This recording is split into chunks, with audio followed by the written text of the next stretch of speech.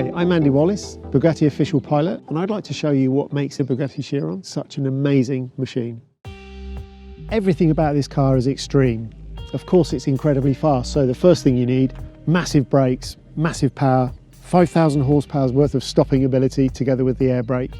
The chassis, incredibly stiff, comparable to an LMP1 racing car in fact. As we come round to the back, you can't help looking at the engine. A W16, 8 litres, 1,500 horsepower, 1,600 newton meters of torque, between 2 and 6,000 RPM. Unbelievable acceleration. Of course, none of that would be any good if you couldn't put the power onto the road. I still don't believe how this car can do it in first gear, full throttle, no wheel spin. It's unbelievable. To get 1,500 horsepower, we've got 4 very large turbochargers. The problem with large turbochargers, they take a while to spool up. So we've got a unique system here, a 2-stage system, whereby 2 of the turbos are actually closed off at low RPM. We force 8 cylinders on each side through only 2. This means that they spin up very quickly. You reach actually maximum boost with only 2 turbochargers. And then as the revs rise and we need more volume, we bring the other 2 in. You need 1,000 litres of air per second for combustion. Sounds crazy, doesn't it? The forces acting on this wheel when the car's at top speed, 420 kilometres an hour, from the centre line, by the time you get to the valve, this cap is subjected to 3,000 times gravity. So you can see it weighs absolutely nothing, 2.5 grams. That's 7.5 kilos at maximum speed. Then the pressure and temperature sensor, it's 44 grams. That's 131 kilos at maximum speed. That's almost 2 of me.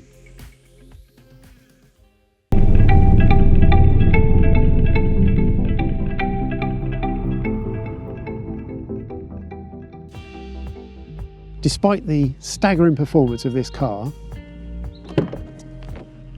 you can see straight away it's not a stripped out kit car.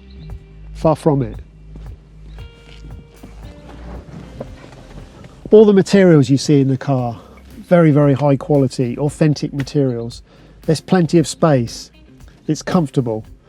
Now, although we don't have this center screen, in fact, all the information that you'd normally find there is still available. Navigation, reversing camera is there, tacho, power meter. In the center, you have this almost a jewel of a speedo reading all the way up to 500 kilometers an hour, which is always quite amusing. Now, from my years of racing, the last thing I want to do is jump into a car that's pretending to be a racing car with all the compromises that comes with. So it's not noisy, it doesn't vibrate. We've got the double glazed windows, for example. It's got boot space. It's got cubby holes everywhere. It's got this fine sound system with diamonds in the speakers. So that's enough talking about the car. Let's go and see what it's really like to drive.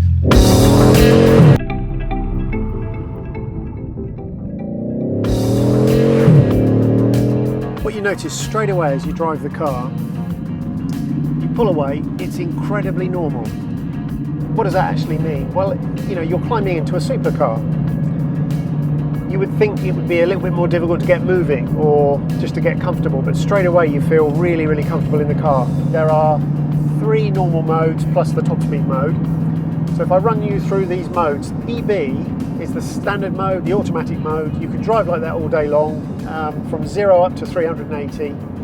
But when you reach 180, it would then automatically go to the Autobahn mode without you doing anything. So at this point, the car will drop the ride height, brake the car. It in fact goes down 20 millimeters at the front, 1 at the back.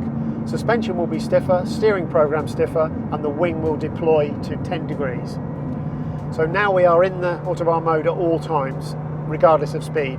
Now what that does, of course, is drop the center of gravity. It also gives you more downforce, more stability, and it sharpens up the reaction of the controls. And also, if that's not enough, you can select the handling mode, where you get more downforce, more stability, and you can do this.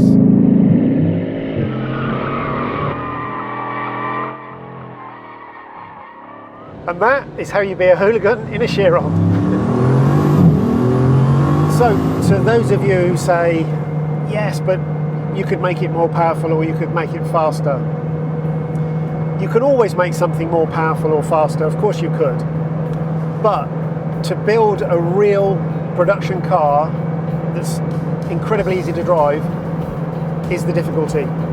So what we've got here is an incredibly fast machine which does pretty much everything you expect of a car. It's a complete package, and that is the remarkable thing. Although these are normally the air conditioning controls and seat heaters, if you push the bottom button for 1 second, you can bring up other information which you can choose. It's quite interesting because whilst you're accelerating, you really should be looking where you're going, not looking at the speedo. And afterwards you can glance down and see what you actually did.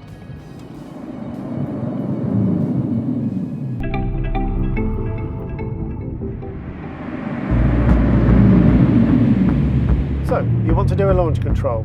Well, fortunately in the Chiron it's pretty easy. Pedal pressure on with your left foot on the brake, push the button,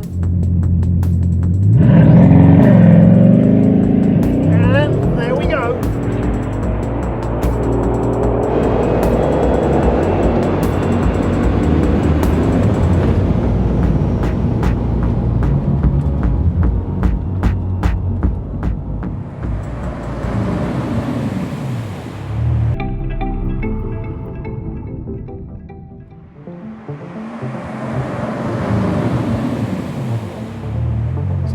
Party piece of this car that we'll look at today is this, the speed key. So if 380 is not fast enough for you, using this key you can lift that limit up to 420, and it's very easy to do. Pop the key into the holder, turn the key. The car is now going through a checking system to make sure it's safe to go 420, and once it's happy, it's now done so it's written top speed on the dash. We're now free to do 420. And off we go.